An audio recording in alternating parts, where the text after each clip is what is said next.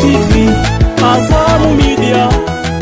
Sekafa Senior Challenge Cup 2017 irakomeje kuri dekoderi ya Azam TV. Kuri uyu wa kabiri tariki ya 5 Ukuboza 2017 guhera isaa 7 zuzuye ikipe ya Zanzibar izabihatana n'u Rwanda. Uyu mukino uzatambuka live kuri Azam Sports 2. Kuri uwo munsi kandi guhera isaa 8 isaha yo mu Rwanda, Ethiopia izabihatana na Sudani y'Amajyepfo. Uyu mukino muzawureba kuri Azam 1 chaîne y'101.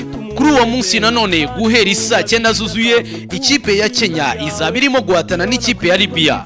Uyu mukino uzatambuka live kuri Azam Sports 2 chaîne y'106.